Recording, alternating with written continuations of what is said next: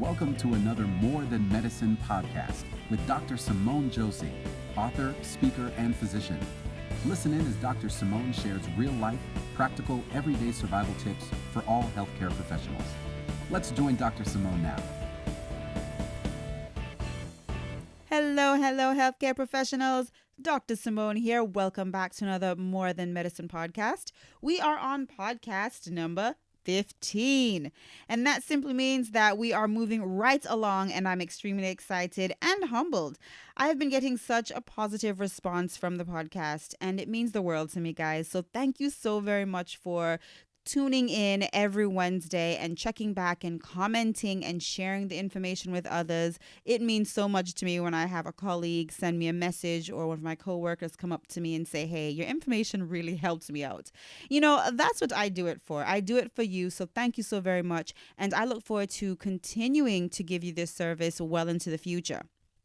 Now, for last week's podcast, number 14, I started a mini-series, How to Develop and Maintain a Healthy Work-Life Balance. If you have not, definitely go back and listen to that podcast. So I was only able to touch the surface of information. And to be honest with you, there are so many things that I could share just on this one topic.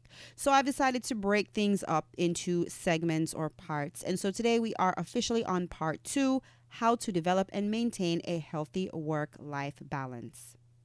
And this information came just at the right time because a few weeks ago, I polled my network of doctors and nurses, and in the survey analysis, there was a common thread. Doctors and nurses struggle with finding ways to exercise or to maintain a healthy lifestyle when they're at work. Now, oftentimes when you're at home, it's a bit easier because you can control the environment somewhat better than you can at work. And so I decided that for today's podcast, I'm going to focus on ways that you can get more exercise at work or that you can make better choices toward a healthy lifestyle. Healthcare professional, I know that I don't have to convince you about the importance of exercise and living a healthy lifestyle. Okay, so I'm not even going to waste your time. But what I do want to say is, number one, I am no nutritionist. I'm not a dietitian. I am not a fitness guru. But there are things that I have easily implemented in my daily life when I'm at work and even when I'm at home. And they have truly revolutionized my health and fitness. Now, I'm nowhere near my goal, but I have left the station. Okay, I haven't arrived yet, but I've definitely left. And so because of that, I figure a number of people come up to me on a weekly basis. I have patients asking me, I have coworkers asking me, I have friends emailing me and Facebook messaging me, asking me, how do you do it? I have lost the majority of my baby weight. I have a 9-month-old, and I'm working toward my next goal. Now, here's a caveat. I am no athlete, so don't worry. I'm not going to give you a triathlon, type bit of information today. Not at all. I'm just a regular girl who has a regular body, and I'm just trying to take care of it the best I can. So what I want you to realize is that, first of all, you have to be in the right frame of mind. You have to be willing to commit to at least a few of these steps. Now, I have a total of 10 plus 1. So that's 11 little things you can do that can really transform your exercise experience or even your health and fitness over time. We're in medicine. We know that the overnight sensation and the quick fix is not wise, okay? So these are things that, like I said, they're easy to implement. They're things that I do daily, and I have definitely seen a difference and improvement. Now, of course, you do have to couple it with, eating properly and so forth. But for the most part, if you're looking for ways to just get a little bit more exercise at work or be a little bit more healthy at work, then definitely stay tuned. For a full listing of Dr. Simone's speaking topics and popular presentations, visit drsimonesays.com. To find out more about Dr. Simone, visit drsimonesays.com. That's www.drsimonesays.com. Alrighty. The first thing that I do personally, and something that I encourage others to do, is get your own copies. Yes, doctor. Yes, yes, yes. You are going to have to get your own copies off of the copy machine. And that goes for any other little thing. You're going to be waiting for your paraprofessional to help you out and grab it for you before you can sign it or before you can review it. So, why not just get a few extra steps in during the day and get some of your own copies? Run a couple of your own errands. And this is something that I try and do on a daily basis. There are some days when I'm just totally swamped and I'm running behind with patients and I have so many things to do that I can't always implement this. But like I said, it's the little things. It's the small steps. It's being aware of the fact that you need to make changes or aware of things that you can do to improve your experience that is going to make the difference. So there'll be times when I'm talking to my nurse and I say, "Oh, I printed something off on printer 6. Can you grab it?" And then in that moment I remember, hey, you know what? You need at least 10,000 steps for the day. You're nowhere near that. Get on up and grab it yourself. And I'll turn to her and I'll just say, "Hey, Carol, hold on. I'll grab it myself." And she looks at me and smiles because she knows that I'm trying to get more steps. Now, this next tip or idea might not be practical or easy for everyone who's listening, but for those of you who dictate your notes, then you'll find this helpful. So, believe it or not, I dictate my notes, and when I'm dictating, I usually stand and step in place. So, what I'm doing is I am increasing my activity level. I'm not just being sedentary. A lot of work as doctors, it's around the desk, it's looking at a screen. And so, anytime I can break that monotony and get up off my tush, I do that. So, I've been dictating now for quite a few years, so it is something that comes rather easily. There are times when I will type notes and I can do that. But for the most part, if I'm able to, I will dictate and I will stand or step in place. And that definitely helps just to keep my heart rate up and just to keep me more active and alert. Now, this next one you've probably heard before. However, I encourage you to implement it in your life because knowing is half the battle. You actually have to get up and do it. All right. So for this one, you probably heard it, but I try to park far. In my current work environment, that is rather easy to do because the employee parking lot is a ways off from the actual main building and the patient parking. So I really don't have much of a choice. But even when I did, I tried to park far. Not so that it would make me late in the mornings or anything, and not so that I would break a furious sweat, but far enough so that I would actually get quite a few steps in before I actually got into my desk job that kind of kept me in that sedentary position. So think about it. If you have the option to get that very first parking spot in the morning, maybe think to yourself, well, you know what? If the area is safe, of course, then I would say go ahead and park a little bit further and you can get a few more steps in. Now, so far, I've really focused all of the tips on increasing your steps and keeping your heart rate up in a healthy way. And because of that, then I also want to say I use a Fitbit. Now, this is not sponsored or anything like that, but I do like the Fitbit because it helps to keep me accountable. Now, some people might use something as simple as a pedometer, and you can grab those from the drugstore rather inexpensively.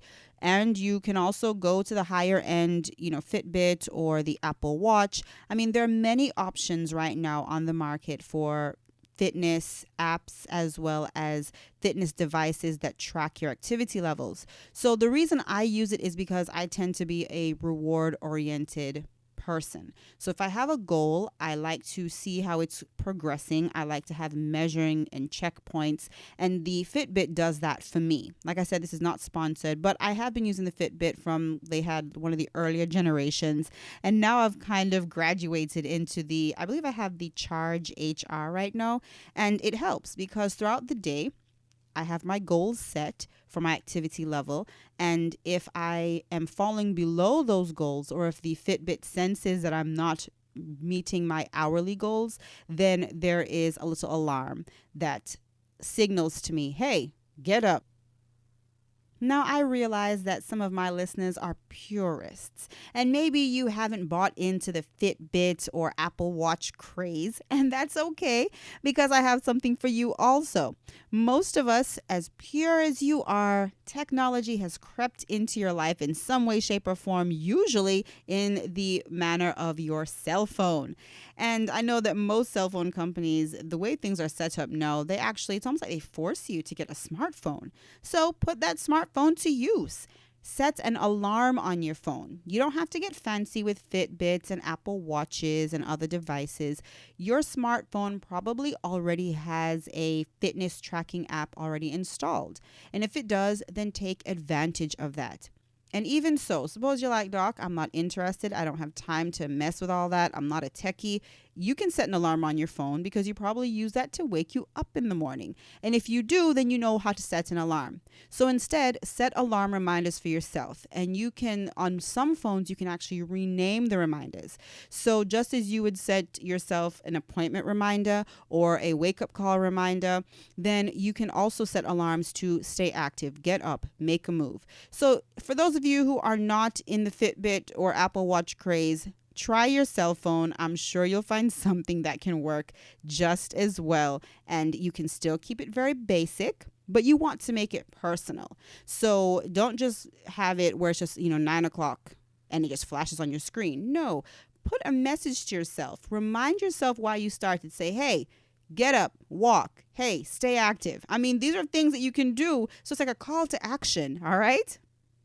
Now, suppose you're saying, look, I really don't know what else I can do in the office. Steps are great, and that's all well and good, but maybe you get enough steps throughout the day, but you want to tone, and maybe you want to gain strength. Well, who really has total time to take out a block during the day when you're seeing patients? Very few of us do. So what I actually found online recently, and I'm waiting for it to get delivered, is this like a cycle machine. I found it at Walmart for like maybe $25. And what I'll do is I'll actually put a link to it in the podcast information for this episode. And once again, not sponsored, but it is something that I'm actually going to use. And it can go on your desk. So it's something where you can work your arms, your upper body. So once again, when I'm dictating, I'll be able to use it. Or you can put it on the ground and work your lower extremity. So it's almost like the pedals of a bike is what it looks like. But it seems like a very basic contraption. It doesn't seem like it takes up too much room. It should fit under most desks. And so I'm going to use that. Once again, just ways to stay active. And if you want to find out information about that product, non-sponsored, then just go ahead and look in the information about this podcast. For free professional development resources, visit drSimoneSays.com and click the free resources button. Dr. Simone Josey is a practicing physician, thought leader, professional speaker, and consultant for leadership, professional development, and customer service skills. All righty, welcome back. So far, we have covered about 6 of the 10 plus 1, making it 11 tips I have for you today. I hope you're enjoying the information so far. Definitely, if you need to, you can always pause the podcast, take notes, come back later, download it for later listening, and you can also share it with a friend. All right, so for the next bit of information I have for you, you might be saying to yourself, Doc, this is all well and great. I get 10,000 steps a day. So what else can I do? What else? I have a Fitbit. I'm using the alarm on my phone. What else can I do? Well, there are some great corporate based Pinterest simple workouts that you can do. And I love Pinterest. And actually, I just got into Pinterest maybe about 2-3 months ago. I know, right? That's crazy. My sister is like, really, Simone?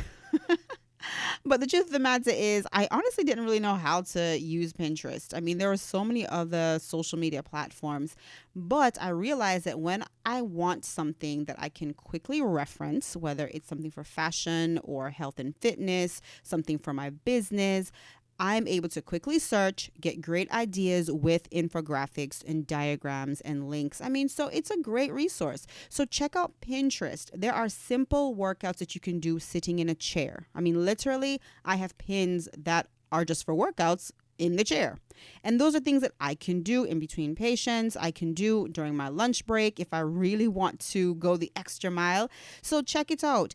Look at Pinterest, because for you, it might not be getting steps, but maybe it could just be toning or staying active throughout the day. In keeping with the Pinterest simple workout, then also I do weights in my office. I literally have like 8 and I think 10 pound, it might be 10 pound weights in my office. I also have a resistance band that I keep in my office. And sometimes I'll use that for thigh workout. Sometimes I use for triceps and biceps workout. And what I do is literally, if I have even a moment of downtime, or sometimes once again, when I'm dictating, I'm doing my steps sometimes, and other times I'll switch off and I will do my arm workouts. And I know that it seems like, gosh, that's so much to be doing at one time, but when it comes to dictating, because I have been speaking since the age of 9 months, then for me, it's actually something that I can multitask. Now, if you are not good at multitasking and you're concerned about your notes and excellence when it comes to patient care, then obviously this tip is not for you. Okay. And so I just want to, throw that out there, because I don't want anyone thinking that we are compromising our service to our patients and being present in our work in order to exercise and be fit. Not at all. But right before I'm done or I walk out for the end of the day, then I'll grab my weights and I'll do a couple reps. And it might seem like it's so little, but when you add everything together, then you get the compound effect. And so every little bit counts, okay? All right, so think about it. Some of you might not be able to do it while dictating. That's all right. But if you have a few moments before your first patient comes in the morning, get into the office a couple minutes early and do some resistance band workout. You don't have to break a sweat and, look disheveled when your 8 o'clock patient rolls in. Or you can do something at the end of the day. So yes, you're tired. Yes, you're beat. Yes, you want to go home. But guess what? You're going to be stuck in traffic for a little while anyway. Why not use some of those minutes productively and just do a quick workout? And you can always look on Pinterest to find some simple workouts that you can do in your office chair even. Alrighty, so I'm going to discuss something that's pretty basic and straightforward, but it will serve more as a reminder to you. So you all know how important water is when it comes to health, fitness, and just exercising and staying hydrated. So what I like to do is always have a bottle of water or 2 bottles on my desk. Now, I know that for some of you, that is not allowed based on your work environment. So if that's the case, then once again, you have to use wisdom and follow the rules. But if you are able to have water with you, then do so. If you're not able to have it with you, then make sure that you hydrate at lunch and hydrate during your breaks. But what I like to do is just have water with me. And every time I look up at it, it reminds me that, hey, you need to be hydrated. Now, as soon as I see that water in the bottle getting low, I literally pull another one from my stash and put it right beside. Because what I found is that every time I see the water getting low, then it's almost like a trigger in my mind, like, oh, okay, you can sip less because you've had almost a whole bottle of water. Yay. But then by putting the second bottle right beside it, I'm reminded that you have more water to drink. And so you should go ahead, keep hydrating. So it's almost like a psychological thing for me. Maybe you're not that way, maybe you are, but what I've noticed is I'm able to get through many more bottles of water during the day if I continue to have maybe even 2 bottles on my desk at one time. So we are on number 10, the 10th tip for you, and it's very simple once again, but it's not always easy, and that's the fact of planning your meals. Why? Because there is always a birthday party. Somebody is always leaving. Somebody is always coming. We're always celebrating something. And if we don't have anything to celebrate, we're always bringing things just because, hey, great, we like each other. And what does that mean? That means that you're probably consuming unwanted carbs and sugars. And so you might be straying from your health goals.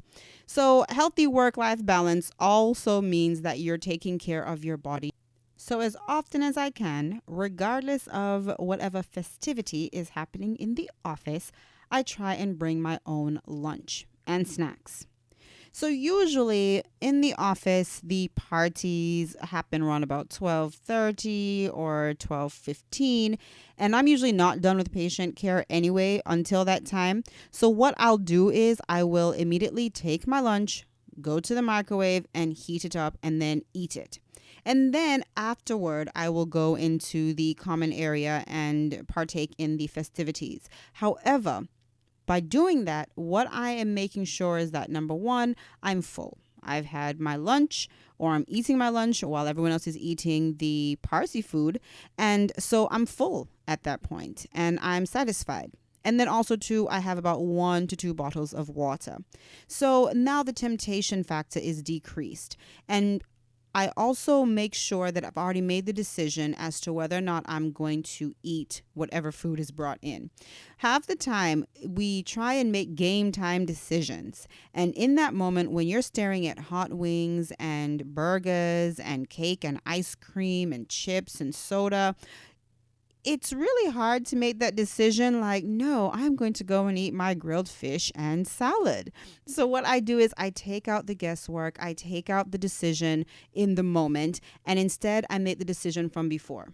2 weeks in advance, they send out, hey, we're getting, a new provider, or, someone's leaving and we're going to have some party and shindig, and it's really great. And I want to participate. But in that moment, I think to myself, okay, am I going to partake in that food, or am I going to bring my own?